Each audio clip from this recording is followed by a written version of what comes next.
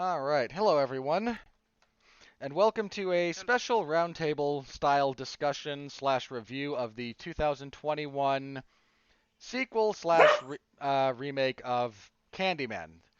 Now, my name is Robert Winfree. I'm going to be playing a little bit more host, facilitator. I believe Mark called me the Tony Schiavone of this particular podcast, which is a wrestling reference. I'm not sure how many of you will get.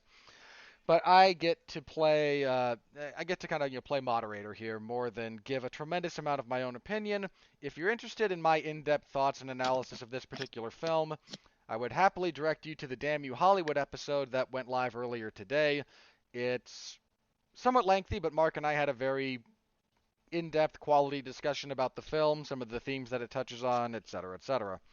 So if you want my nuanced perspective on that, go over there, give that a listen. The movie gets the full Damn You Hollywood treatment over there. Here, we're not going to be doing the discussions of the money or the critical review, bit where we make fun of critics who are terrible at their jobs. This is going to be a few of us kind of kicking the ball around in a more informal setting because we didn't want to have 8 people on the regular podcast, so we just split this episode up this particular way. So that's what you're in store for tonight, and joining me on this particular episode, first of all, from Honeysuckle Rose Creations, she just got back from the great state of Colorado, where she sold plenty of merchandise and observed a tremendous amount of Loki variants. Alexis Hejna, how are you doing, Alexis? Doing good. Covering up every mirror in my house now. You're a bit of a scaredy cat. You like horror, but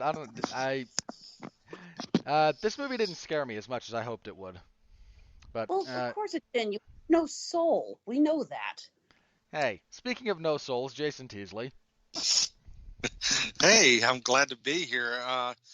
Not so much covering up mirrors because of Candyman. It's just because I'm that damn ugly. That I completely empathize with. And joining us for the first time, we have a friend and business associate of Alexis's, a horror director, well, more than just horror, but a horror director from the Kansas City area, Mr. Dorian Price. Sir, welcome to the show. Happy to have you. Thank you so much. I'm happy to be here, and I'm not covering up mirrors. I'm actually, hoping he'll come by. Candyman never answers my calls. I feel hurt. I feel, really, really, just rejected. But I think I'll move through it. Well, yeah. Sadly, the miserable existence we live in persists, and that's my bit of pointless nihilism out of the way for the evening. All right, so before we get into this movie in particular, I want to just go briefly around the horn and any history or thoughts you had on the. Try to stay away from talking about Candyman 2 and 3. They're terrible movies, like not even enjoyably terrible. But the original look, man. All I can do is speak the truth, right? They're not good movies, but. The first one, the 1992 original starring Tony Todd and Virginia Madsen, if you have any history with that, thoughts on that particular film, or the franchise more generally, if you have anything that you want to say about it in relatively succinct fashion. Alexis, I'll start with you. So thoughts on the original, expectations coming into this, just 50 words or less kind of deal? I actually just saw the original film, I think it was like a year or two ago. I'd never actually gotten around to seeing it. Absolutely loved it. Tony Todd gives such a threatening performance and appearance. The way that he walks and talks as the Candyman, it really is terrifying. And it's so refreshing to watch that film and see so many staples of horror that are still being used to this day. And you realize just how iconic that film actually is.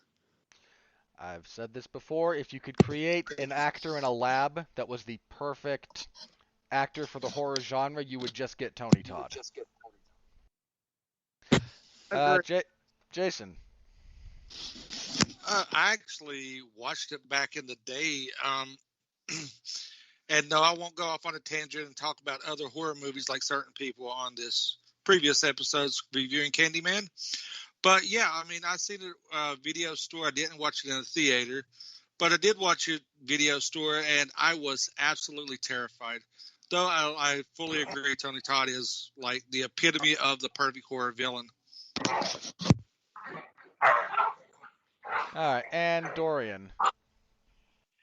Yeah, I actually, this is a big favorite of mine from back when I was a young teenager. I have loved horror movies since I got introduced to the classic Universal monsters back in the 70s. Candyman was very interesting to me because I had actually brought up something really weird when I was a kid and got shunned. I was like, why aren't there more black guy horror villains? Everyone's like, oh, no, shut up, sit over there. But I loved this movie. I had, before seeing it, was lucky enough to read the Clive Barker short story, Candyman from the Books of Blood, which I'll probably talk about later. But the first film I loved so much because I felt like it was a combination of the original story and also making the horror monster a romantic figure, in the footsteps of Dracula for him. There was a Bela Lugosi quality to Tony Todd's performance that I absolutely was enraptured with and loved. And to answer the other part of your question, coming into this film, I was hoping that would return. Without doing any spoilers, they didn't in this film do so much the romantic thing, but that was fine because the direction they went in I felt was beautiful. But again, I'll talk on that later. But on the first film alone, I will talk about the sequels later, maybe. But on the first film alone, absolutely loved it. One of my favorites from childhood, and actually was one of the things that inspired me to get into film, and just from the cinematography alone. I'm sure that wasn't 50 words, but we're close. You're close enough. All right. So as for this, I'm not going to do the full plot synopsis I usually do. I'm just going to give a paragraph or so about this. The latest incarnation of this particular film primarily follows. Love the wiki up. Anthony McCoy, who is a painter slash visual artist living in Chicago with his girlfriend Brianna. He stumbles across the legend of the Candyman. Somewhat incidentally, he takes artistic inspiration from it, and his sort of bringing it back into the public consciousness. Some people wind up summoning Candyman because people are idiots in horror movies. Otherwise, there would be no horror. So we just kind of so we allow for that. And he slowly spirals into madness. Eventually, realizes he was the child from the original Candyman that was nearly immolated and saved by Helen Lyle. And he is.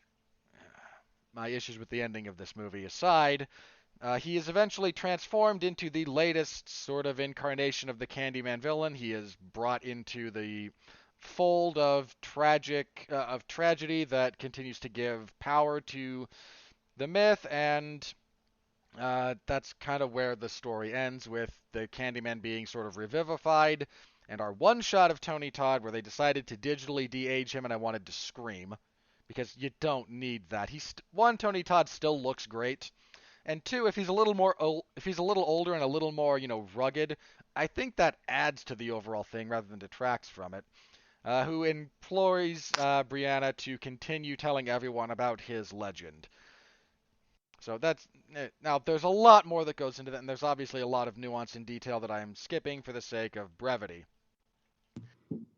But that's our setup. That's again kind of your loose synopsis. So I don't know where you guys want to start, but Dorian, I'll give you first crack at this. What your major takeaways, good, bad, or otherwise? Anything you want to bring up?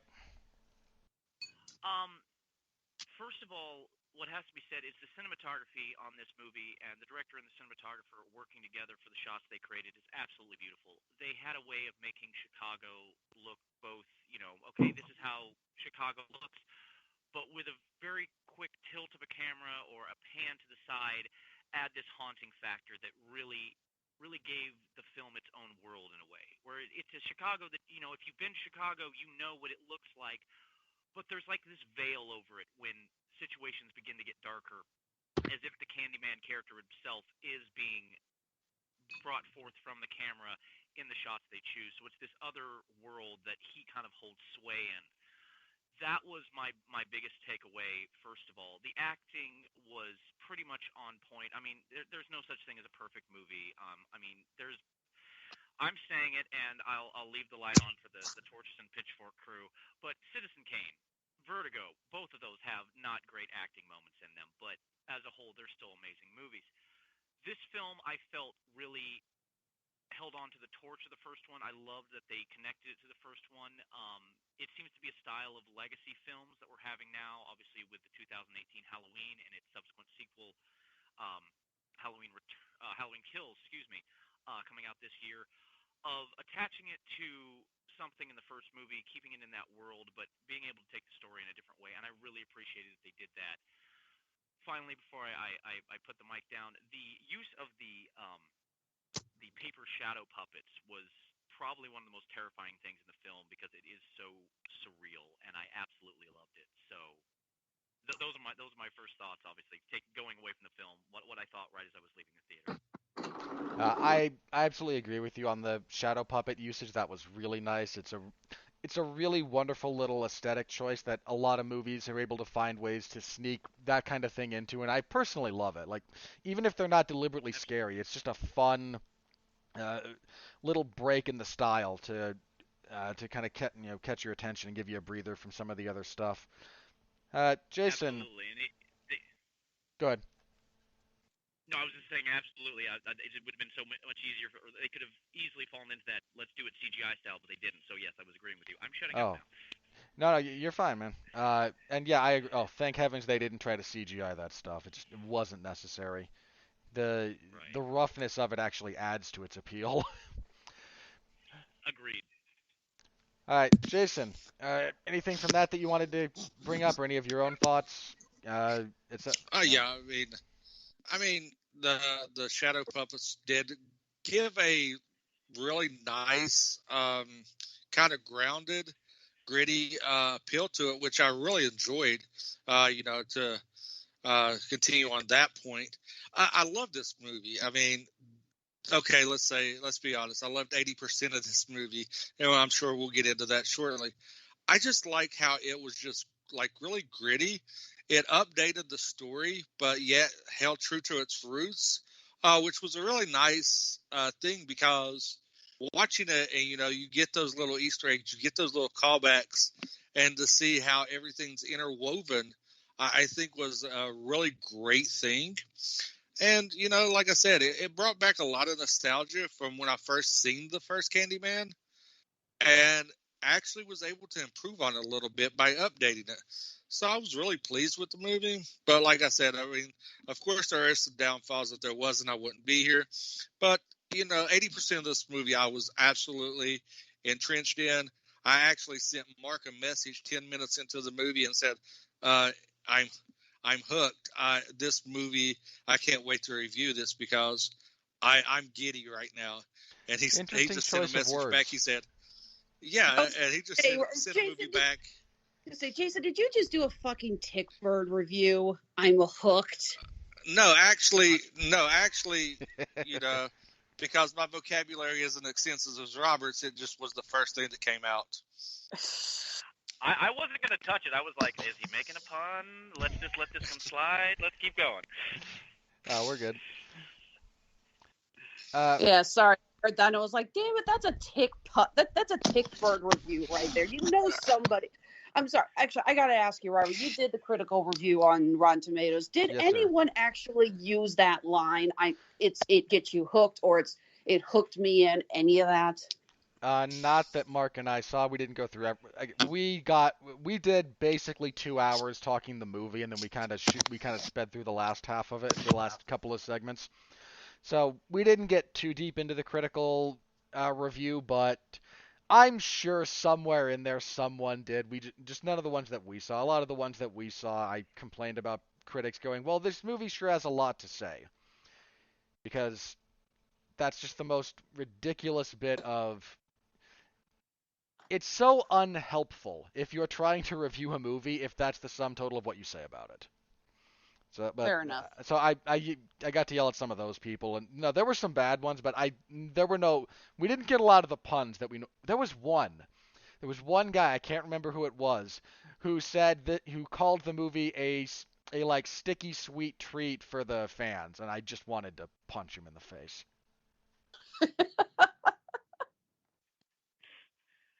Okay, Jason, we kind of cut you off there. I was pretty much done. Then you guys came at me with the pitchforks and started making fun of me and hurt my feelings, and so I just be quiet now till I caught up on. I just had to know if it was a deliberate pun or not, is all. I apologize if I hurt your feelings. All right, Alexis. First thoughts, first impressions, first things you wanted to mention. Firstly, I am glad that we're all in agreement about the shadow puppets. It is very tricky for films to find a clever way to incorporate flashbacks and a story within a story to their motif. And this did such a good job of doing that. It reminded me a lot of the scene from, I think it's the first Harry Potter and Deathly Hallows, the way they tell the story of the Deathly Hallows and the death of the three brothers. It was a really, really unique way of doing it, and I loved it. And I agree with Dorian about the cinematography. The use of mirrors and reflective surfaces in this film was inspiring. It kind of called back to Robert. Remember when we reviewed The Invisible Man last year? And we talked about how there were many shots that would linger on the background, and you found yourself purposely looking around, trying to see if you could see a hint that the Invisible Man was there. It's like, did that furniture just move? Did the curtain just move? Well, you do the same thing here. There are so many shots with so many reflective surfaces, and 9 times out of 10, you're looking around looking for some hint. And yeah, there are so many shots where you can see the hint of that brown coat in the reflection, in the background. The subtlety of it is breathtaking, and I loved it. I love films that do that. It's not an over-the-top scare. It's a little paranoia. Is someone there? And that is so great to see a film that knows how to incorporate a light touch like that.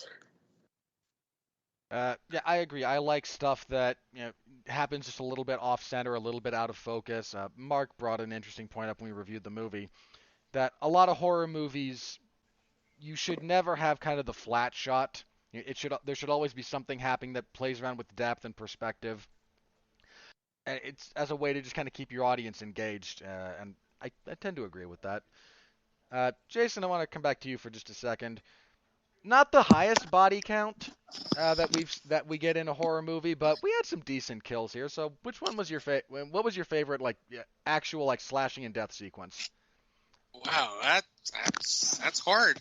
I'm gonna have to say the first one in the art museum, the girl, because it's subtle, like you kind of catch it out the corner of your eye, and then it's like right on top of you. So I like it for not so much the gore factor, it's just the anticipation, because you see the flashes, and then it just is like right up on you and happens. So I'm going to go with the girl in the art museum. All right, Dorian, same question. I mean, you're kind of a horror guy, so we had some decent kills here. So again, which sequence did you find the most effective? Which one stuck out to you the most, if any? The coming out of the door with and again, I don't want to spoil anything for the audience. Go ahead. We don't care. We usually do spoilers, Dorian. Anyone who is listening or watching this or whatever, we have to assume they've already seen the movie. So go ahead. That's fair. It's the one where they're coming out and the camera goes up and the kill just comes out of nowhere, but it's so seamlessly done, and that it just there's just not words for it. It just that stayed with me. Like, I had to kind of catch back up with the movie 2 minutes later. Like, oh shit, things are still happening. I apologize. I'm here. I just completely missed that. But that was the best kill in my opinion of the film. I did like, though, that they called back to some of the things, unfortunately, in the second one when the guy dies in the police station and the cops looking at the footage, and you see the guy rise up in the frame and there's nothing behind him, holding him up. And that was cool too. But the coming out of the building one was absolutely my favorite by far. All right, Alexis, same question. Definitely the art critic death. It took me such by surprise, and it was so creative and so different. We zoom out of this high-rise loft building, apartment, whatever it is.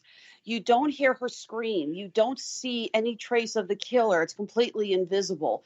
It was so sudden. You don't even expect it to happen that quickly. You know she's good. You know she's going to die. You know she said Candyman off screen. By the way, nice touch with that. We did not need to see her saying it. We knew she did it while Anthony was having mini meltdown number 3, I think it was. And the think it way was 4 at that point, but close enough. 3 or 4, give or take. And the way that the camera zooms out, showing all these people around her in their apartment, having no idea that this woman is being dragged against the glass, leaving blood behind her, was so terrifying. I loved it. Well, that particular sequence also is the way she's dragged across that glass is a very deliberate visual callback to that first line of black paint that Anthony paints across the canvas when he gets his inspiration a little bit back. So Good eye. Even catch that. Nice one. Yeah. I see weird. I see weird stuff. Dorian, I want to ask you something very briefly about a little bit about that sequence. I got a very the sequence that from Anthony arriving at that apartment complex or whatever to him leaving the art critic and her getting murdered. I got a real kind of Stanley Kubrick Shining vibe out of that whole sequence. Am I swinging at air there? Like the use of tracking shots, colors, shapes. I would have to agree. That is something that is in a lot of horror films. I'm not in any way insulting Miss DaCosta, who was the director. But there's a lot of directors that do that. But yeah, that even watching it myself, I was like, oh, here's our nod to, or excuse me, her name is Nia DaCosta. Just so the comment section doesn't go crazy. I apologize. But yeah, it was a very Kubrickian shot, and again, I felt that too. I was like, that's nice. I like that. That's again, it adds that air of, it's not telegraphing to the audience, but it is letting them know, hey, something kind of weird's going to happen. Or maybe it won't. Stay tuned. But, again, that's kind of Kubrick's bag of tricks. But, yeah, no, I would have to completely agree. I got the same vibe entirely as he's entering. I also got a little bit of, and this might be a slightly deeper cut, I got a kind of Dario Argento vibe in a couple of places out of this. Yes. Dario, like calm Dario, like he's had some chamomile tea, he might be on half a Valium, not so, okay, Dario, the entire screen is red now, we can't see anything. Like some of his, Oh, yeah. I think specifically the scene with Brianna when she goes to the art museum. Like, there's just some tracking, like some of the shots as they're coming up the staircase, and the staircase is set in a very obviously sharply ovate setting, and then the kind of slow tracking in shot when they're talking in front of that art exhibit. That that just gave me a little bit of an Argento vibe. Yeah, definitely his Gaio style that he had, especially during the early 70s. Yes, I would absolutely agree. Okay, Jason. Anything else I'm just curious. This is a movie, and I don't mean this as an insult at all. This is a movie that kind of wears some of its influences on its sleeve, and again, I mean that as a compliment, because it's not just homage after homage. It's, this is where I draw inspiration from, and here's my twist on it. What other kind of stuff did you pick up on, or anything that stuck out to you, just as watching it and going, oh, this looks vaguely familiar. Yeah, wow. I mean, you're asking me all these tough questions, Robert. Make me actually think and participate. Now, I just see like a lot of blending. I didn't really couldn't really pinpoint anything specific. It was a lot of blending to the older, at least in my perspective. So like the older horror movies where it was more show don't tell and the anticipation building up rather than slap you across the face, slasher that we've come to see in recent movies. The older the anticipation, like what's lurking in the shadows, what can happen. rather than being right up in your face. This is what's going to happen, and that's where I drew a lot of my eyes going through, is more of the background anticipation rather than what was actually going on.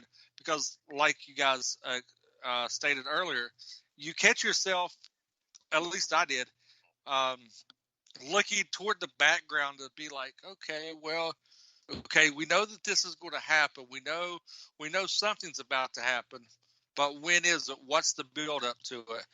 And that's where I just seen me getting into that comfort zone. So what made me fall in love with horror movies as I was growing up. All right, Alexis, anything that you wanted to spin off from that particular discussion, or I got another slightly different one for you if you don't have a whole lot that you wanted to add there. This movie is Um, full of callbacks and of references and little Easter eggs and whatnot. And again, I mean this as a compliment. So any of those that might have stood out to you? yeah, I might be reaching a little bit, but did anyone else feel, again, going back to the shadow puppets, we got a little bit of the cabinet Dr. Caligari Hmm. in Very, there? very German expressionism. Yes, Exactly. absolutely. Yeah, that's what exactly I was saying. Something about that just really rang with my. It's like I'm watching those scenes. I'm like, I'm getting flashbacks to all the times I had to pay attention in film class in college. Shame on you. Uh, Shame. also, also in a similar kind of style, the end of God, there's a great, I forget, it's a few years old at this point, but there's a great deliberately silent movie adaptation of Call of Cthulhu, and the entire escape from Villiers is done in very similar styles because they're trying to deal with some impossible geometry and whatnot that you get in that particular sequence, and similar vibes. I'm with you. That was uh, the limbs Yeah, all you being really slightly long. you Yeah, really get a sense of classic black and white horror expressionism in the puppetry. You see it especially during the end credits, where we actually see the bits that they used for that first teaser trailer. hmm Which again, haunting way to end it. And I loved how those scenes was like were able to convey so much through silence and music and the puppetry. Well, if I can just pounce on what she said just now, I hmm want to give the movie a huge compliment for doing something that, to this point, Marvel has been really the only ones to succeed in, is letting people sit through the credits. Because as a director, as someone who's been on a lot of film sets as crew, those credits are your only, standing ovation. That's the only time the audience really gets to see what you put into it. The actors are on screen the entire time, and the credits are very important. So, but if you're not like a film nerd or studying film, you probably don't sit through the credits. But for Marvel, they had that after credit scene. You gotta wait. You gotta wait. Hope you went to the bathroom during the boring part because you gotta wait to the end. This made the credits interesting in the sense that you wanted to sit through them because the puppet stuff is still going on, and you're wondering, oh wait, is the story over? Is there something else? So I guess I should have said that while I was talking about shadow puppets the first time. And they're not really shadow puppets; they're paper shadow puppets. Just so people aren't getting the idea if they haven't seen the movie that like someone's taking their hand and going, "I'm a crocodile," across the screen. Um, that was beautifully done in my opinion. But I just wanted to pounce on that before we moved on. That's a great point. There's a lot of people who put a lot of work into film, and that is kind of the only shout out they get most of the time. So you're entirely correct in that. I guess this is our PSA. Hey folks, stay for the credits. People worked hard on this for you. Finish your popcorn. Yeah, please don't. There's a reason they're required to air all of them instead of being able to cut them off early. Uh, Right. what did I want to bring up next? Okay, this might seem like an odd point, but personally, I really wished we'd have gotten Tony Todd back sooner for this movie. I think this film was missing a little bit of his presence in his narration. Uh, and my idea, such as it is, I mean, I just watched the thing. I haven't been able to really sit down and dissect my thought process on this. But my idea, as I kind of thought about it a bit, was we start this particular iteration of Candyman with Sherwin, the character that we're introduced early, who is just hiding in the walls of like, God, that might have been the creepiest thing in this entire movie for me, is when he just steps out of that big hole in the wall very early. It's like, okay then, because there's nothing supernatural about it. It's just a slightly off-putting man who you didn't know was there coming out of a wall and standing in front of a young boy. Like, boy, that doesn't just creep you out. But They never actually. Okay, they never actually. But I always figured that this guy was little mentally slow. I mean, it's just like it's a dude with a hook in his hand who gives out candy. And the way he walks up to this boy smiling and holding the candy, it's like, okay, you either your mother drank alcohol when you were in her stomach, or you are purposely trying to be a horror. Take your pick. yeah. But I'm more saw. Go ahead. Sorry. no, go ahead. I was more seeing it as a kind of an Easter egg callback to the original one, in '92, where they were talking about like there were other Candymen out there, and maybe this was just one of the many.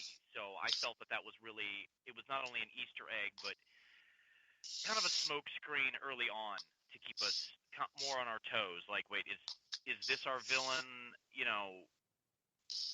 Because back in the day, they'd reveal the villain, and it's like, okay, here's your bad guy. Everybody got that? Okay, we're moving to the next thing. This I felt was more of a smokescreen that was more to grab the audience and go, wait, what? Okay. Okay, Jason, any thoughts so far on that? I mean, I don't. I was, for some reason, I was thinking that he didn't have the hook. He was just a kindly elder man who, like you typically see in not so much big cities, but smaller towns like where I'm from. You have that like neighborhood guy that is always nice to everybody in the neighborhood, and people, the kids kind of know that he's got the quote unquote grandpa candy that he gives out to the kids, as a reward for something like that. Now, going off what Dorian said, is I did like the aspect that they didn't basically solidify Candyman as one person. It was like different incarnations through time.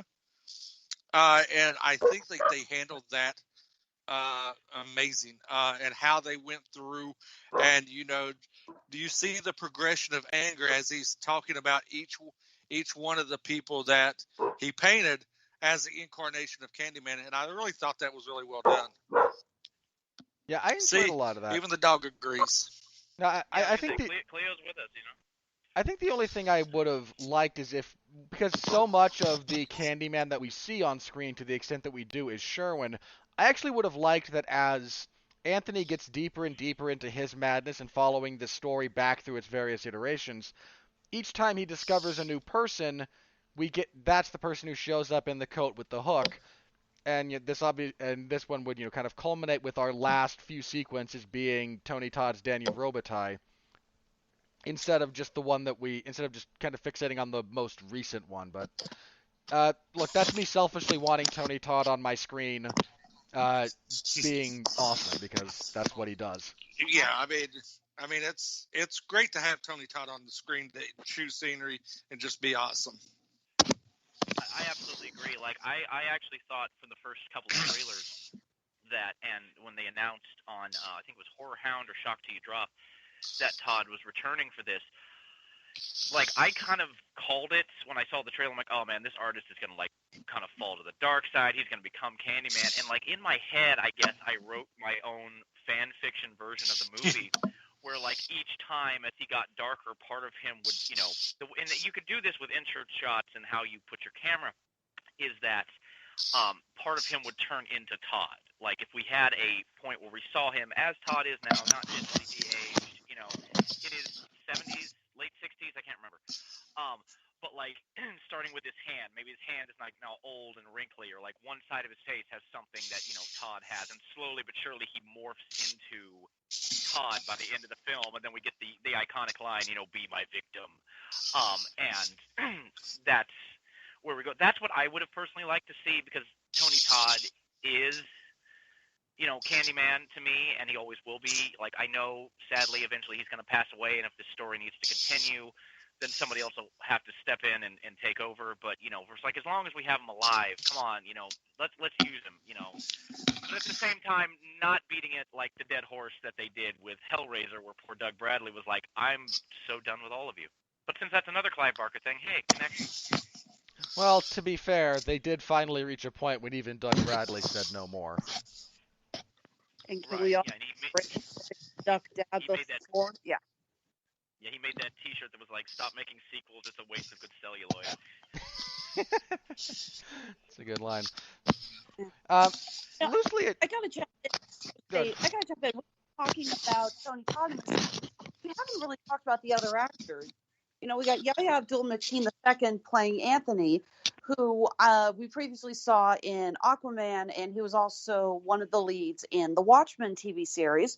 We got Tavona Paris, who we were talking about this earlier. This is Monica Rambeau, and she's now a part of the MCU. And I just thought all the actors did such a great job with this. Well, I wanted to. What you guys think? Agreed. I'd agree with that. I don't think there's a bad performance to be had here. I just wanted to dovetail off of something that Dorian had brought up there. Alexis, I'll start with you on this. This movie touches on a lot of different genres of horror to varying degrees of success, but the combination of whatever combination they did of practical effects and CGI to make poor Anthony's arm and then eventually his face wither, that is some top-notch body horror almost. Like, that was some creepy stuff. What's the name of the fear of lots and lots of holes, symmetrical holes? There's a name for that. There's a name for every I, what was that, Yeah, Dorian? I believe it's tryptophobia. Tryptophobia. Yeah, the minute I saw, you could see almost a hive pattern emerging under his skin. Nice little touch, by the way. But when you see how badly his arm has deformed and up to his face, I'm like, there are some people in this audience who have tryptophobia, and they are just squirming so uncomfortably in their seats right now. Because I don't technically have tryptophobia, but even I admit all the holes in the skin. Like, I was expecting bees to start flying out of it. Again, you see the hive pattern. I thought we were going to get bees flying out of that. I would have loved that. Something akin to stories to tell in the dark, the scene with the spiders coming out of the girl's face. Yeah. Hopefully with less grade C again, CGI. They did a good job toning down a lot of the CGI. I think the effect I really liked the most was how they were able to have the bees, which are obviously CGI now. We're not going to pay Mr. Tony Todd for how many times he gets stung this time. But I loved how they were able to do the scenes where the bees would basically fly into the mirrors and then were on the other side as if walking on the glass. It was a very clever idea, and I really liked it. Yeah, I Jason. agree entirely. Yeah. Jason, I want to ask you something real quick. The fact that all of the opening credits for the studios and the production companies, those were all backwards for me, like they were literal mirror images. Was that just me? Or was that I just want to make sure that's everybody. No, that was for me too. Yeah, to the tell me point I'm where not the I only was. one when that movie started. Just then they're going, "Is this on purpose, or did somebody screw up in the projection room?" Well, a little bit, but I like that. As a former projectionist at a theater, when I seen it, there's certain things you look for. You learn through the trade that you look for. So when it popped up like that, I was like, "Is this?" So I started looking for visual cues that when I'd done film and I made that mistake, because it did happen. I started looking for the visual cues, and then I kind of realized what was going on, because it was like taking the audience and projecting us out through like the eyes of the mirror. And once you realize that, it adds a whole different layer to this movie, in my opinion. Absolutely agree. Yeah, I thought it was a Actually, fun the little projection trick. thing, Yeah. Okay, let's see. We mentioned the acting, because I don't think there's a bad performance to be had here. Uh, I really did. The more I think about it, the more I kind of enjoy Yahya Abdul-Mateen. Uh, Being a horror protagonist is not the easiest thing in the world, believe it or not. There's a lot of people that are cast in that kind of position and do it very badly. It's why the good ones stand out so much. So, Dorian, I'm just kind of curious, in a more kind of generalized sense, what do you think makes a good horror protagonist, especially the tragic kind? And what about his performance? Kind of helped you along in believing in him and rooting for him. To me, it's a it's a three-step program. It starts with the writing. If the writing isn't strong, you can get Marlon Brando, you know, Robert Downey Jr., whoever you want to get, and it's not going to land right. They can do as well as possible. If the writing's not there, it's not going to happen. But that brings us. If the writing's not good, that brings us to, or if the writing is good, that brings us to the second part, which is the directing. The directing has to be, they have to know the story. They have to feel the story. They have to know where it's going. They have to be able to communicate to the actors, and the actors communicate back with them where the level is going, where we're heading on this. And obviously that brings us to the actor themselves. Um, what I loved about his performance is it was very almost a Shakespearean tragedy without being an iambic pentameter, everything rhyming. Um, it was he brought this obsession, but it wasn't like a Victor Frankenstein style obsession where it's like, I'm going to defeat death. This is what God will feel like. It was a curiosity. And he took something as simple as curiosity killed the cat and gave it to us in such a relatable way that you're looking at it going, oh my God, this could happen to me if I'm not careful. Excuse me. Yeah, there's. But Keep going. yeah. Sorry. Oh no, that was basically the wrapping up point. Just in that same vein, the kind of middle segment of this movie, which is his descent into madness, I got a real Lovecraft vibe out of that. It's specific parts of Lovecraft's work, but he does a lot with the kind of sensitive artist who descends into almost like atavistic or predestined tragedy slash horror, and uh, it really worked for the middle portion of this. I actually wanted more of that. I wanted his descent into madness to be a little bit more drawn out because it was conveyed so well. I agree. Suggested reading. I know we're talking about Barker, but if you get the chance, read for if you like characters like this, read H.P. Lovecraft's Rats in the Walls, Yeah. and of course Pickman's Model. Mm-hmm. You'll have that same descent into madness. But I completely agree with you. There's too often the easy way out with horror protagonists where we take them through hell. They've discovered the monster. No one believes them. Everyone thinks it's them, which was a huge curse of both the second and the third movie of the Candyman series. In this one, they made it more of a personal journey, which I appreciated. They let us really just kind of walk along with him, and as he interacted with things, so did we interact with things. There was a couple times, obviously he's not staring at it, but we are, because we are the on high observer. The two the planet we're on and the planet where this is taking place are just in line enough that we can see what's happening, but it's passing out of our view.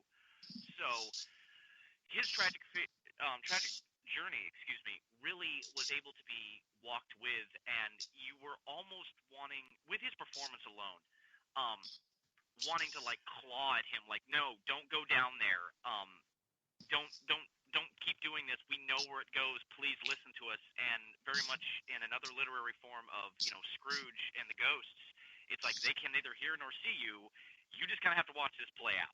And that is another part of horror, is that you can get the audience, both with the directing, cinematography, but most importantly the acting, to follow this character to their final point. Even when as an audience member, you are walking with them and you can see the cliff ahead, they're not going to stop. That is another thing that adds to the tragedy and the terror and the tension and anxiety that is great horror from the 1920s to current. Alexis, I want to briefly bring this up, and then Jason, I have the same question for you, because I have to put Brianna up there as one of the most logical and sensible characters in a horror movie ever. Like, Anthony initially says, hey, let's try to summon Candyman, and she says, no, don't be stupid. Anthony goes crazy, and she says, no, I'm leaving. She goes to the laundromat and opens the door to the dark basement looking for Burke and goes, and shuts the door. She makes... I mean, anyone else get like there's an old Eddie Murphy bit about it's like how it's like black people know not to be in scary movies with haunted houses. I was like, we see ghosts, we get the hell out. No, he goes. He says, we go to a haunted house and you hear, get out. He goes, okay, we're getting the hell out of here. Yeah, it's like, tell me, did anyone else kind of think that when she opened the door? She's like, nope, and shut it and walked away. Like, she makes essentially nothing but sensible decisions throughout this, and I just wanted to... That so rarely happens. Yeah, she was a very well-written character. I also love the line from her brother, what was it? It's like, black people don't need to be summoning things. It's Chicago, not New Orleans. Yeah, and what I love the brother. I think the brother was one of the best parts of the movie. It was because he gave that breath of fresh air that let you, once something happened, he came into the scene and just like let you catch your breath for a moment, and it kind of took you out of what was going on. So, and I like the dynamic with them because she was sensible, and he was like, thinking that, he was going on with the craziness, being like, no, we got to get up out of here. Like when they walk in to get her stuff, he was like, we're getting her stuff and we're leaving. Where are you at? Just kind of screaming through the house, just kind of, and it showed the relationship between the brother and sister that, they give each other shit at the beginning of the movie, but he cares about her to be her protector. And I thought that was a really good dynamic that not a lot of people that I've seen on reviews talk about. Absolutely agree. It's a little bit understated as far as how I don't think it's given a lot of time on screen for whatever reason in the editing process or the writing that decided that it's clearly important enough to film, but we don't want to get lost in the sauce, so to speak. But I like that accurately portraying sibling relationships like that is a lot harder than most people think, because most especially if you go very large or very small with the budget, if you have a sibling relationship, it tends to be utterly devoid of nuance. It's either purely antagonistic or purely like almost saccharinely supportive. And to get the appropriate balance here of, no, I grew up with you, we give each other grief, but ultimately we also know each other's pain, and we've got each other's backs. Like that's how that works. And kudos to the writing for getting that particular bit across. Yeah, there's a really great scene between the siblings where they talk about their father, and further again, really nice job with the subtlety. We see what happened to Brianna and their father and how he committed suicide. He kind of got lost to his art, and you see it's not overly explained. There's no scene where she talks about, it's like my father just, went insane. We hit that flashback she has in the nightmare, and there's definitely some extra pain to her when she sees Anthony going through what he's going through, not only because she's worried about him, but because she's sitting there going, oh God, it's happening again. She's already seen one person she loved, completely lose himself to his art. And now she's worried that it's going to happen to her boyfriend.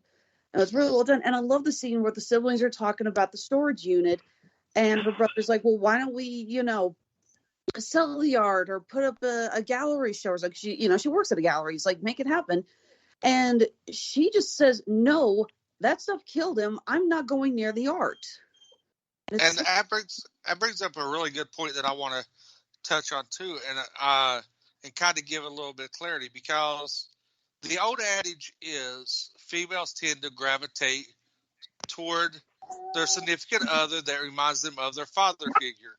And her to see this happen, him being an artist himself, and seeing, basically reliving this nightmare, like you pointed out, was a nice little thing, because it was like she gravitated to what all the good things that she loved about her father, she found in this guy.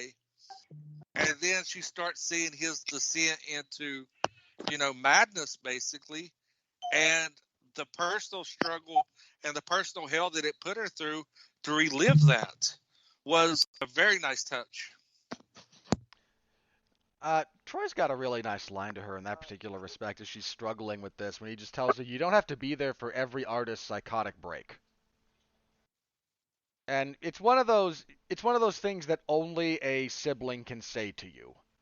Anyone else, you might strike them. Like that's that kind of thing. Like, who the hell are you to tell me how to live my life? And if it's someone that close to you, you can see it in her performance, and I want to give her credit for this.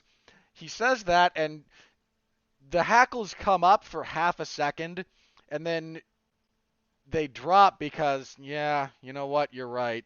And if it were someone else, I couldn't admit that to myself or to them, but it's you, so yeah, you're right. And it's all done, without dialogue. It's purely in her performance, and it was a really nice little moment between the two of them. Okay, I don't think we can put off the discussion of the ending all that much longer, and it's a real... The twist and the ending. Okay, I'm gonna... Let me get on your soapbox, Robert. Not getting on my soapbox. If you want my full discussion about my issues with the ending, again, listen to the Damn You Hollywood. Mark and I talk about it. We talk about everything we like about the movie at length. We talk about the ending, what works, what doesn't work, etc., etc. So you want my whole nuanced thoughts, they're over there.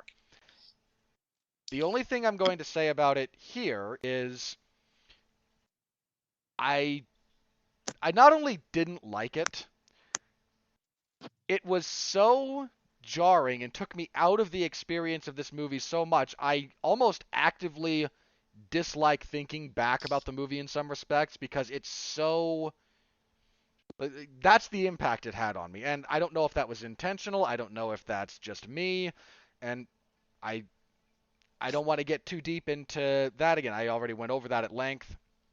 But it was a problem for me, and in short, not because they summoned the Candyman and he went on a revenge killing spree against dirty cops.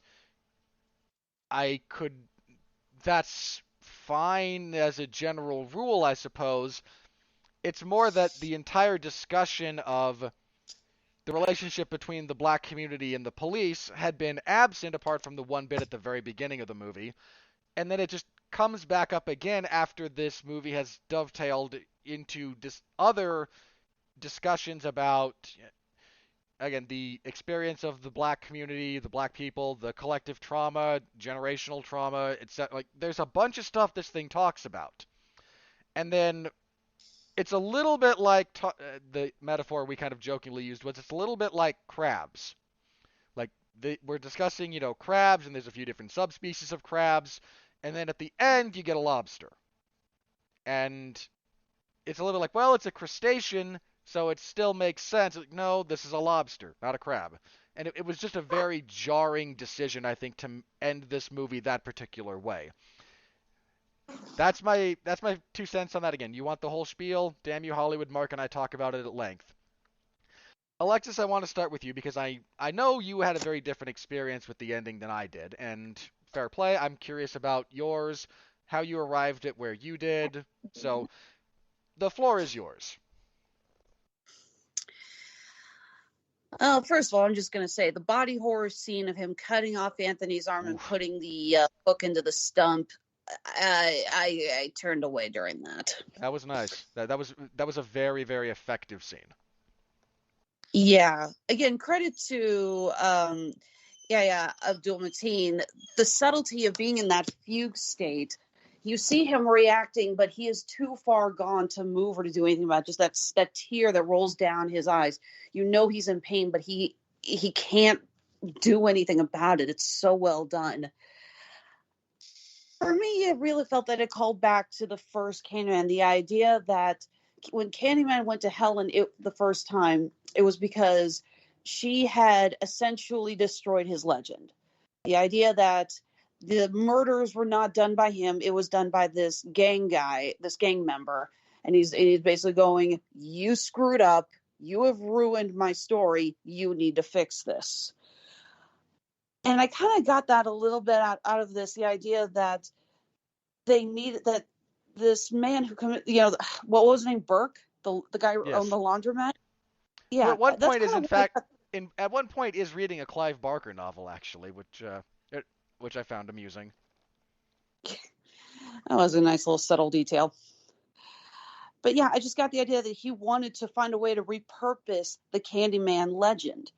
He wanted it to be the symbol of hope for Black people. The idea that these were the Candyman, the other incarnations of the Candyman, all the incarnations of Candyman were victims. These were people who were horribly killed, and they were innocent. And he basically said, we need to bring that back. He basically wanted to turn Candyman almost into like a vigilante for the poor Black people of Cabrini Green. And in fact did at the end of the movie, which I hated that so much. Like that's you and I talked a little bit about this when that first trailer dropped, right? I remember you said you were terrified that this film was going to suddenly become all about race relations. The fact is, I understand where you're coming from, but there is no way. Okay, go ahead. That wasn't my fear. Candyman has always been even the original. It talks about race relations. I'm fine with that. My fear was that they would turn the Candyman entity into something to root for, which I think is the wrong way to go about any slasher property. And I know Candyman's not a strict slasher, but you go with me. Your villainous entity should not be something you ever root for in these kinds of movies, my opinion. And I think ending the movie on the note that they did in that respect was a mistake. You mentioned this to me, I think the way you put it was perfect. Something or someone can be both a victim and a villain. Those two things are not at all and never have been mutually exclusive. And I think that's a line that they crossed here in this, and that's where where some of my issues came from. For me, I'm just going to admit it. I had to sit back and acknowledge that there are parts of that twist that I am not going to totally be able to relate to or understand. I am a 36-year-old white woman living in the Northland of Kansas City, Missouri. It's like, hell, Mark and I always joke when we reviewed Judas and the Black Messiah. We're like, yeah, a couple of middle-aged white people from Missouri and Florida talking about a movie about the Black Panthers. Yeah, like this is really going to bring a lot of introspection to this, and there is a lot with the Black Lives Matter movement such and the portrayal of the Candyman in today's climate that I, as a white woman, am not going to get. And there were parts where I just sat back and I was like, this ending was not totally 100% made for me. So, okay, Dorian, that was my. That's fair. So Dorian, the ending, and then I threw a fair bit out there about my personal theory on horror villains, especially these kind of supernatural pseudo slashers, and what makes them work and what doesn't. And if you disagree with me, sir, by all means, I threw a fair bit out there right then. So if you could actually just give me a couple minutes, I'm getting my notes together. If we could move to Mr. Teasley so I can get stuff together. I did not know we'd be talking about the ending, so I'm sorry. I'm trying to readjust here. No worries. So, Jason, you had a similar reaction to Mark and I about the ending being a little bit of a swerve. So, it took me out. And the moment that it took me out is when you get the reveal that he was the baby from the original. I actually, just not to cut you off, I actually liked that. I thought it was a nice callback. Well, it was a love-hate thing. Mm. I liked it in the sense that it tied it back to it, but I didn't like it as they leaned too heavy into it. To make him the quote-unquote figure of Candyman. I would have liked it if they would have just kind of kept it subtly, or even made Burke, played it as Burke being one of the children that did it. And, instead of saying, okay, he has to come back to take on the mantle of Candyman, the baby has to return. That's the part I didn't like. Now, as for the ending, the whole cop thing, I didn't hate it. I was taken out of it, I guess you could say, because it tied everything in. I think they could have handled it a little bit differently. I like the fact that, he gets in the car and he's basically concocting a story to, paint the picture. And, she summons Candyman. I like the fact that if they would have just had him appear in the vehicle behind her and just, where you had that sudden, like, that he's gone a step, and then have, once he kills the guy in the policeman in the vehicle with her, then it, like, he then goes out and, as the cops pull up, he just annihilates them. I think that would have been a little bit, I would have enjoyed that a little bit more instead of the whole, I felt that they dragged that scene out just a little bit too long with him stalking around the vehicle before killing him. Okay. I think that they would have just made it one of the like a sudden kill, and I would have loved, and instead of chasing him around the corner and everything, and and killing him there, I would have liked the more sudden kill, and I think it would have made, like, basically, and positioned him as her protector to let her go free and him take care of the corrupt cops that were there. I would have liked that a little bit better as him being basically her savior rather than trying to take on the symbolism of a community savior. And so she could live out and embellish the Candyman lore to keep the idea of the Candyman alive. Okay, fair enough. All right, Dorian, you ready?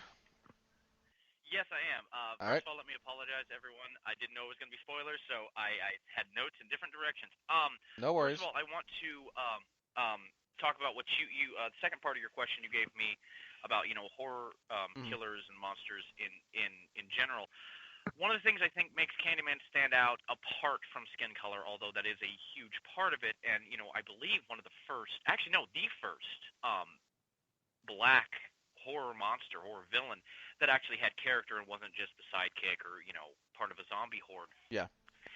But this character is so different in every horror monster is different. Like Dracula, he's a monster. He's feeding. He's evil. He wants to corrupt. Frankenstein's creature, by comparison, though, is not, because he's like, I don't know how this works. I'm trying to understand, and everyone's treating me horribly. Fine, I'm going to fight back. Giving those 2 points as juxtaposition, I like the fact that Candyman leans into this weird gray area of, from a certain point of view, not to go all Obi-Wan, but from a certain point of view, you can almost understand why he's necessary.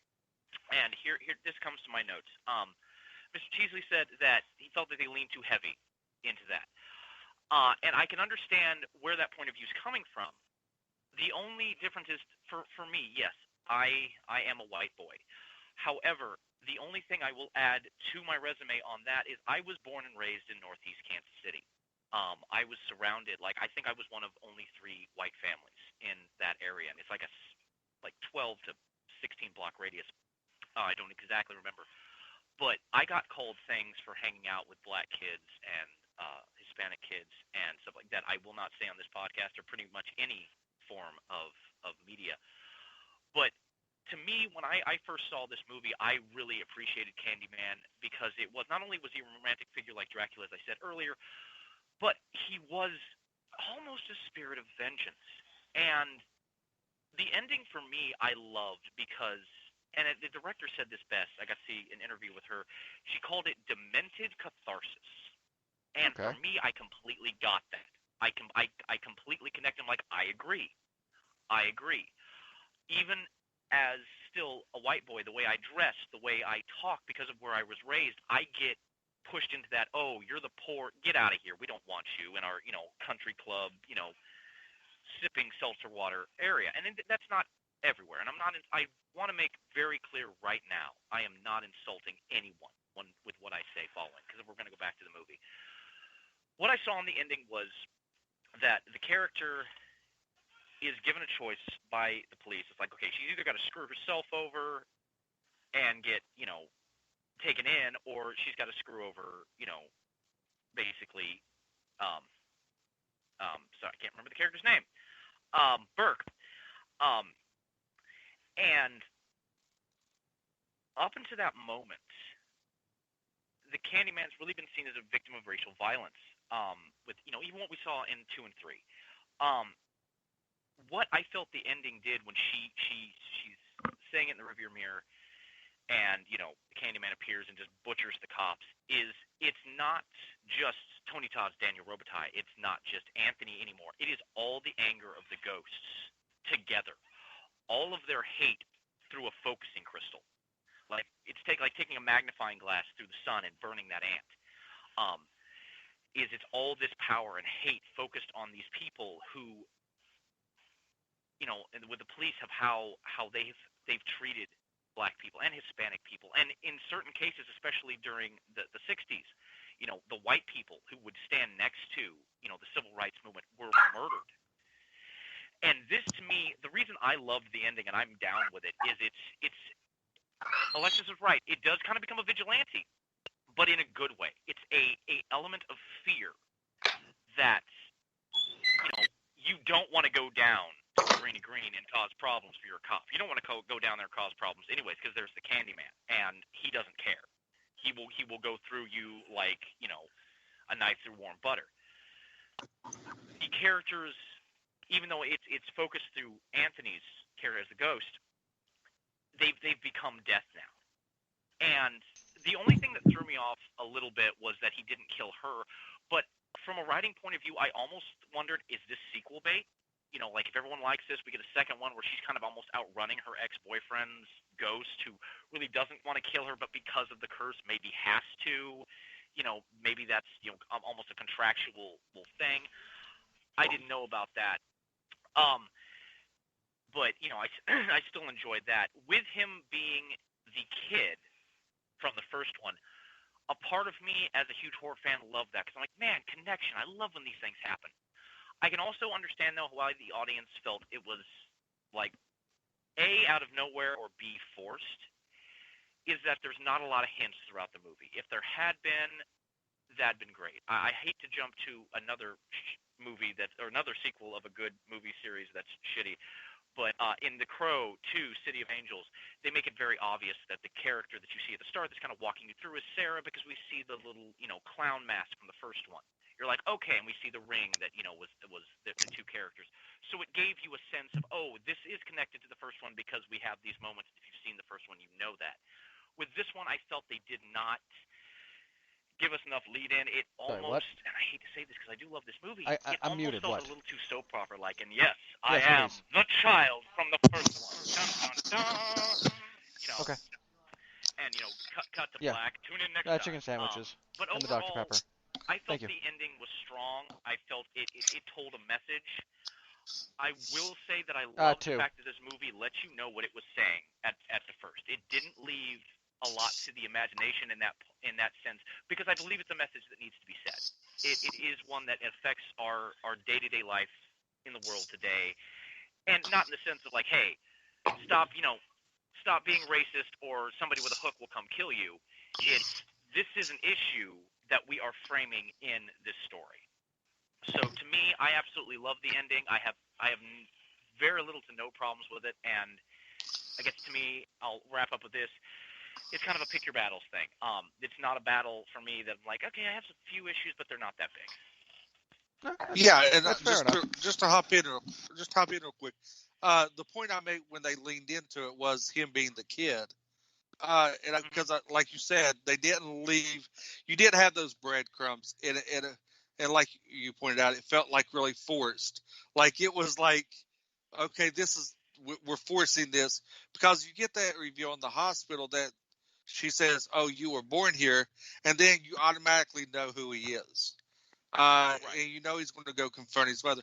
That's what I meant by they leaned too hard into it. If they would have slowly brought that along, like especially the fact that he moved into the area and his mother was trying to.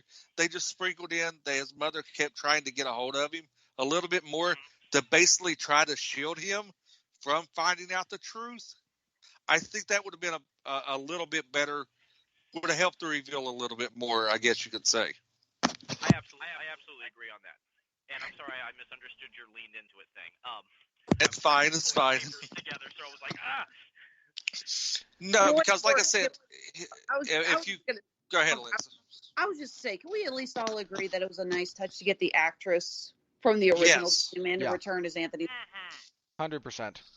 Yes, I did like that Easter egg. I think just kind of to the point being raised here a little bit about the ending.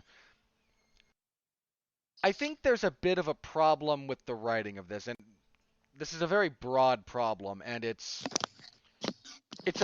is both broad and minor, so just kind of I'm not like. Let me get through this.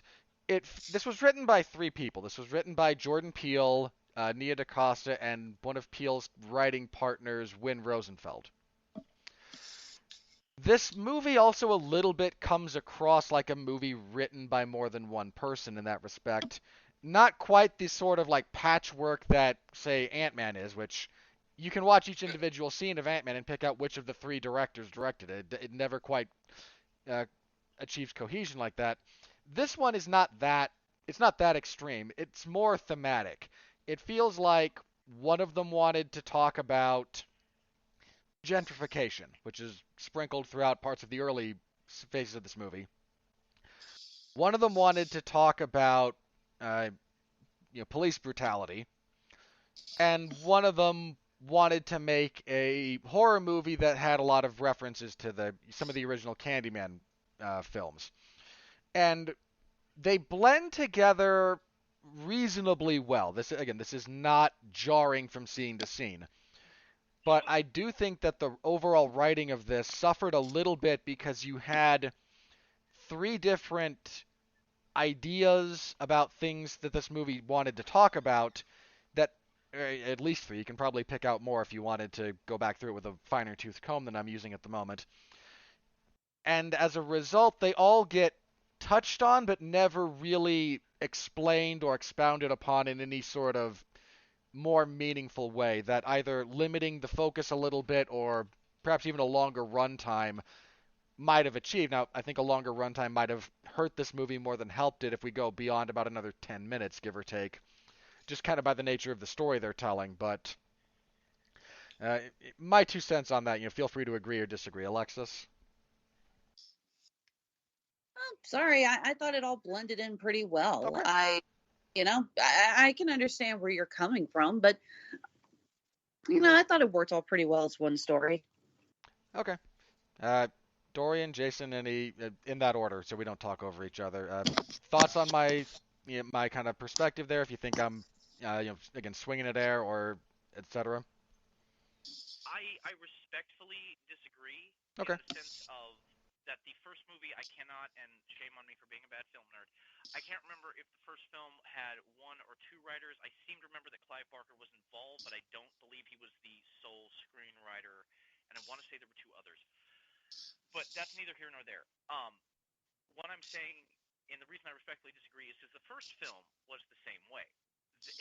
There was one part of the movie that wanted to talk about gentrification, and it did. There was another part of the movie that, in this case, where this one talked about police brutality, the first one talked about people being forgotten. Virginia Madsen has this amazing line while they're in this amphitheater thing. She says to her friend, she's like, people get killed there every day, nothing happens. But a white woman gets killed there, oh dear God, it's on the news. And that line has always stuck with me, and I loved it. So I felt that what they were doing with the police brutality, even though it's really kind of only at the start and the beginning, or the start and the ending, I beg your pardon, um, was a callback to the original one. These people being forgotten and just shoved to the side, and stay in the shadows. We don't want to. We want to pretend that you don't exist. Okay, In the perfect world that we've created.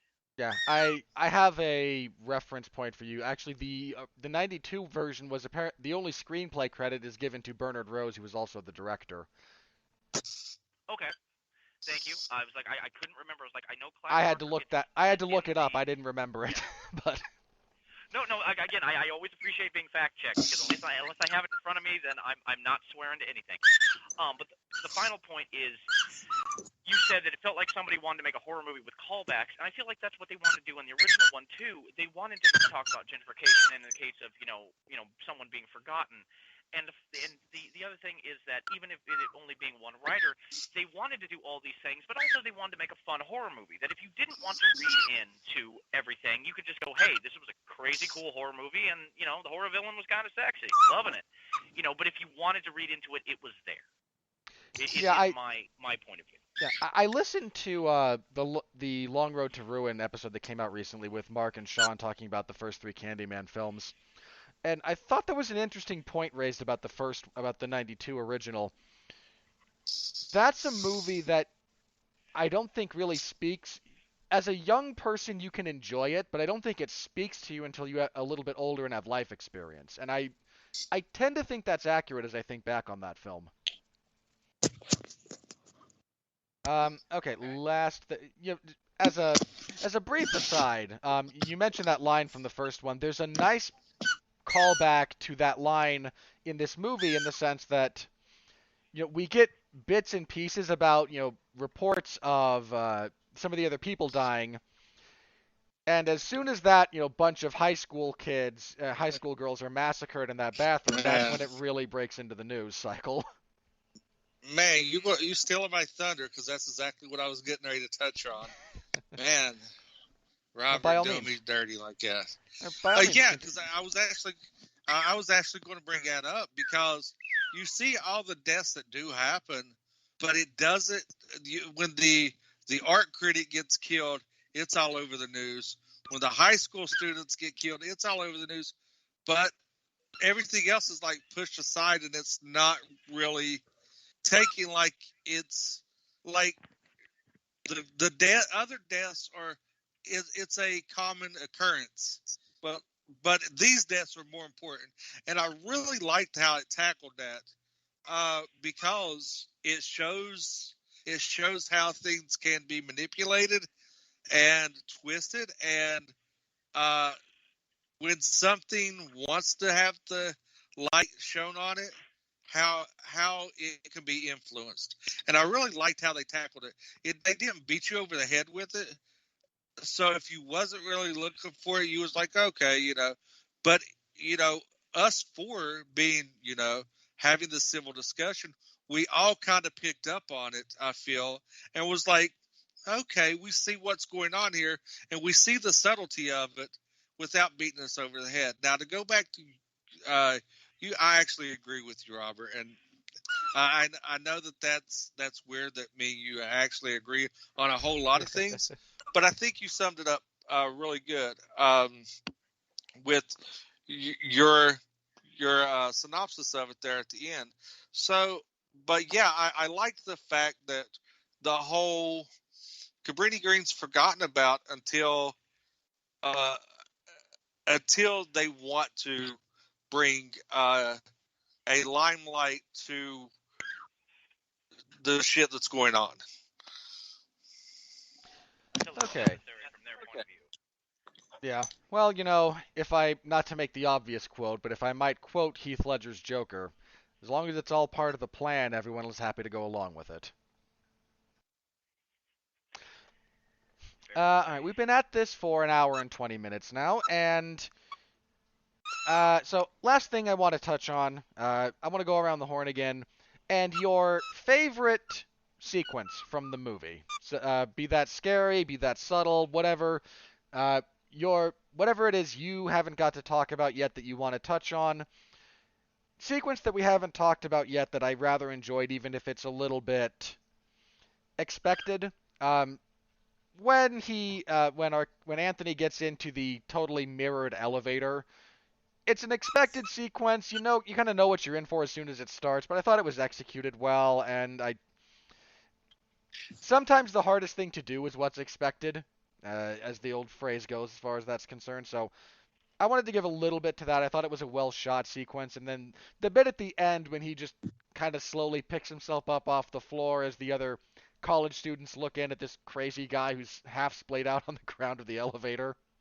Uh, there's not a lot of comedic, even like gallows humor to be had in this film. There are bits and pieces of it, but that was a moment that I kind of got a little bit of a chuckle out of. So, Jason, I'll start with you. Anything that we haven't touched on yet? Any specific sequences or other bits of the film craft that you wanted to touch on? I mean, we've kind of touched on everything from start to finish. The one thing that I did like is that we haven't touched on is the first time that he goes there. He hears the lore. He hears the story, and it kind of plants that seed in his head. And then when he goes in and jumps the fence to see how dilapidated it is, but then the camera kind of pans away, and you see, like, it starts where he's leaving his nice, real nice high rise that's real close to Cabrini Green. You see the dilapidation, and then the camera kind of pans back, and you see the stark contrast in the close proximity. I really like how that was framed, and just to give you the idea of the exploitation that is the underlying thing of what's going on. Alexis? It's a minor thing, but one of the elements that kind of caught my attention is the idea of the celebrity of the artwork and how that sort of helps, add to Anthony's madness. You get the scene where they're talking about finding, I guess it's the gallery owner and his intern dead. And we're watching Anthony react to it, and he's in shock. But at the same time, they mention the name of his piece, and they mention his name. It's because, and he's a little happy. He's like, holy crap, they mentioned my art piece. And then it pans back, and you see he's sitting there with Brianna and her brother, and they're just looking at him like, that's your takeaway of this?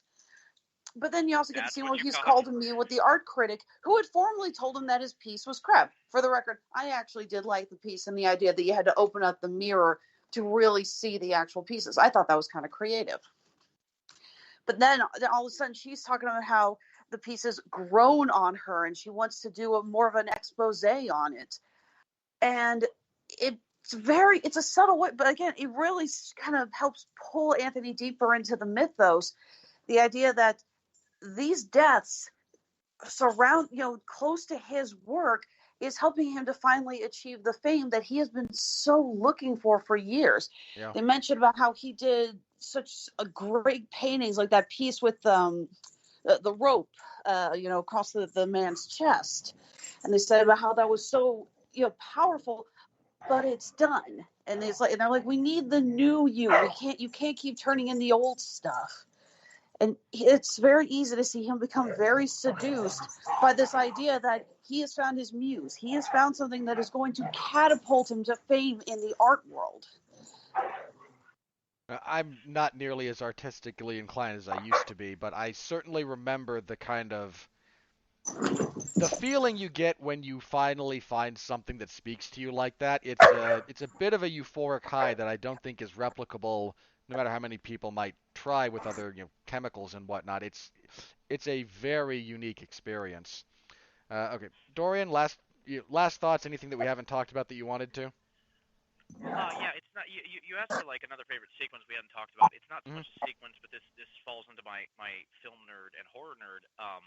The sound design and the music was enrapturing. It didn't have the memorableness of like the Halloween theme or something like that, but it had this understated subtleness to it that really drew me in. Anytime that situation is happening, there is like an underlying sound that you can hear, you can almost feel. And the people who did the music really, I don't know for sure, I haven't looked this up, but I feel like they worked hand in hand with the sound design department. It's like, we're going to team up on this and make this an experience, less of or instead of hey, here's the stuff that's going on screen, and here's some sounds and music that somehow attach. But that to me was I love the movie. I'm gonna buy it as soon as it comes out. I'm actually gonna go see it again on Friday. I've already got my tickets. Because I want another swing at it. Especially now having talked to all of you, and I guess another part of my final thoughts as the guest here. First of all, thank you for inviting me, and thank you for all of your points of view on it. I'm going to go into my second viewing with everything you've brought, and I think it's going to make the experience even better. You know, on that note, just a bit on the sound design. I'm glad you brought it up. The sound, I don't know how they did it. I don't know what the actual bit that they used was, but the sound that and it always happens off screen, but you get this really nice, almost like not fully solid mirror breaking sound. It always kind of it had a liquid feel to it just a little bit. And you get it pretty much anytime he kills someone off screen. Just the sound that, oh crap, he's coming through the mirror. And I don't know what it was exactly, but it was whatever they found that made that. Chef's kiss, man. Perfect. Absolutely perfect. And I agree. I'm still looking. I'm looking up online. No one's figured it out yet. I mean, I have some theories of my own, but I'm not sure if any of them are right. If I do find out what it is, I will send that to Alexis and have her send it to you so that mystery can be solved for you. Appreciated. Now, speaking of sound, sorry about the background noise over here. You're good. They're just upset that they're not being able to give their thoughts on the film. You know, they feel prejudiced against, and a lot of this film is about prejudice, so they're trying to speak out. I try going in other rooms when they're playing, and then they just follow me and keep playing around me. It's like, oh my God, can you two go play in the other room? I'm pretty sure. Look, it's Eddie just trolling you at this point. He knows what's up, and he gets a laugh out of it. All right. On that note, again, I think we've kind of hit everything that we wanted to hit as far as this film goes. Again, I might have issues with the ending, but I still think this is a very, very well-made film. I enjoyed 8/10 of it, and I certainly recommend people see it. It's not... I can kind of set aside my personal reaction to the end of it a little bit in that respect and go, this was an enjoyable film, and if you like horror movies, certainly, this is certainly going to be up your alley for the most part. And even if you don't, I mean, Mark Radulich is not a big horror guy. He enjoyed the vast majority of this film too. So give it a shot if you're so inclined. If you're on the fence about it, now that we've talked about everything that happens, I would certainly encourage you to give it a shot. It is a very well-made movie, and I really liked the direction. This is the last thing I need to say briefly, and then we're going to close up shop here. I liked Nia DaCosta's directorial influence. I liked a lot of what she did here. I'm very interested to see what she does in the future. We already know she's signed on to do the Captain Marvel sequel, so I'm curious to see what she'll do with a bigger budget in a much more controlled studio setting, because that's what you get when you sign up for that particular property, along with a giant paycheck. So I'm curious to see what she'll do, and definitely someone I'm going to be paying attention to going forward. All right, on that note, let's get into anything we all would like to plug here. Jason, I will start with you, sir. You could find me on Twitter at Second and Short Podcast, where I have taken all my fantasy football knowledge and actually put to use. We drop TikToks daily, just about daily. We got a podcast, comes out every Thursday. And, we sprinkle in a couple of other podcasts throughout the week, too. So you can find us on YouTube or any of your streaming platforms, Second and Short Podcast. You might actually learn something that you didn't know. Probably not, especially since it's coming from me. It's football. It is an endlessly interesting game if you're so inclined to enjoy it because of its infinite permutations. And I'll take this opportunity to actually plug my lovely wife, who just got the podcasting bug and her and Liz Puglisi has started a Hallmark movie podcast. So once that goes up, I will be plugging that occasionally when I do appearances here when Mark ropes me into something. It's called Hallmark is Where the Heart Is, which I actually came up with. So it's kind of cool. I hope you get a percentage. I get the percentage. My wife tells me the only thing that I get is the luxury of living here. So I think that's pretty good. So chew you out as often. Oh no. After buying her a $35,000 vehicle, I don't get chewed out too much. Wait, bulletproof, awesome. Yeah. So I'll be plugging that. Look for that for me to plug that in the future once they find a platform to go on. And it's been a joy talking to all of us, getting of the various different ideas and seeing different perspectives, how we all four took this movie in, which I really enjoyed. All right, Dorian, you're new here, so anything you would like to plug that you've got upcoming in the, or have done in the past that you would like the people to know about? Yeah, we are currently working on a film called Hagridden. It's going to be a festival film, so unfortunately there's not going to be a lot out on its, it's not going to be something you can see on platforms for probably the next 6 to 7 months, at least. But there are new posters coming out. It's the story of someone who is haunted by something in their life that they can't get rid of, and it's a film that is a psychological horror film that we're very excited about. Again, Mrs. Alexis Hejna is helping us with it. She is the gaffer. And for those of you who don't know what that is, that's the person who sets up the lights and makes sure that lighting looks great and we have a good shot.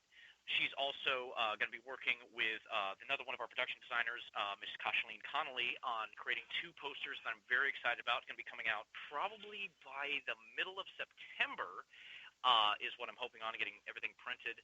But the film's called Hagridden. You can find me on Facebook at Dorian Price at Facebook. We will have a page for the film coming up soon. But yeah, that's what we're working on right now.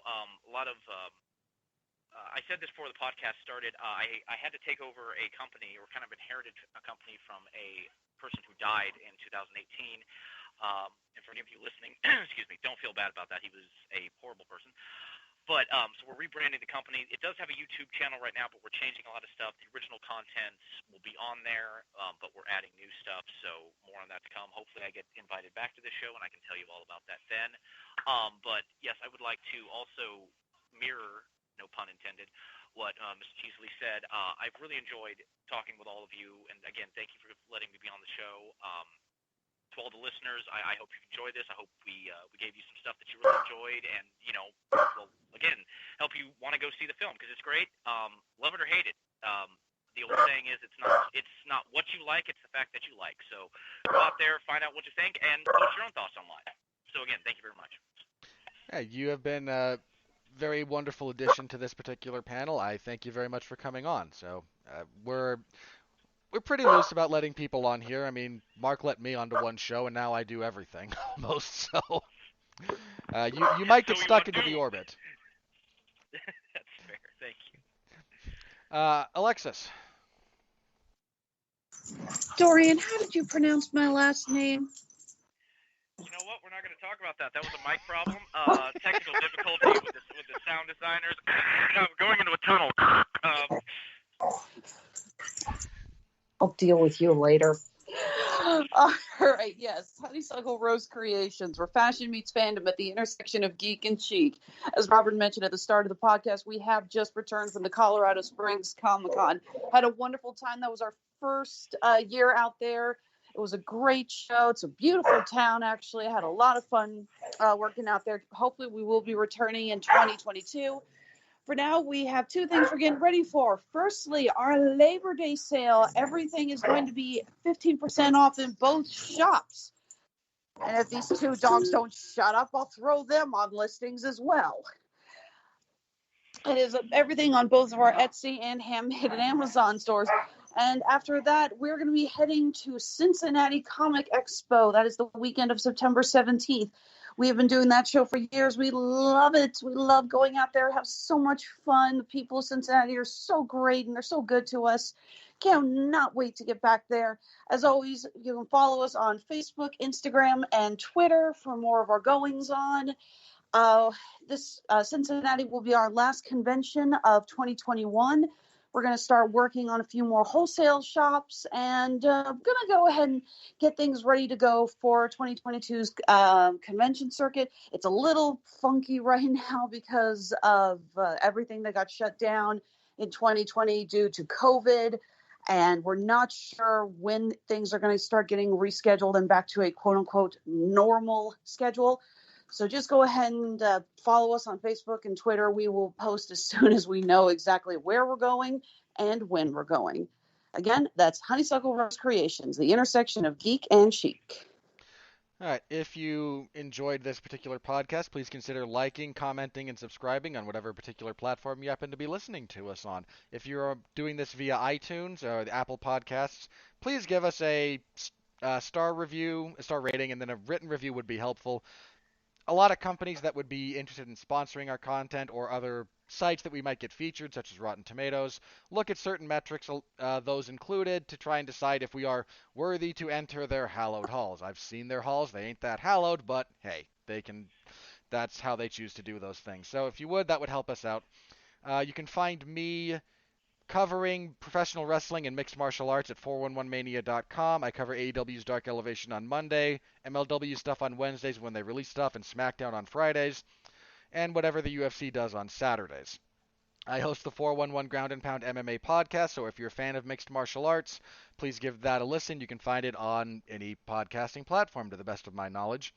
So give that a listen. That goes live pretty much every Sunday, unless you get a rare 2-week off period, in which case I will skip a week. But for the most part, it records late Sunday, so Monday morning it will be in your feed, and you can listen to my discussion of mixed martial arts and anyone else who happens to be on the program if I happen to have a guest. Used to have a full panel, now it's just me because, well, life. All right, that's it. Want to thank everyone for being a part of this show. This was a lot of fun. I always enjoy talking film with a variety of people. And so thank you to everyone again for being on. Thank you again for listening. As a reminder to everyone, per usual, please stay safe out there and continue to be well, be safe, and behave.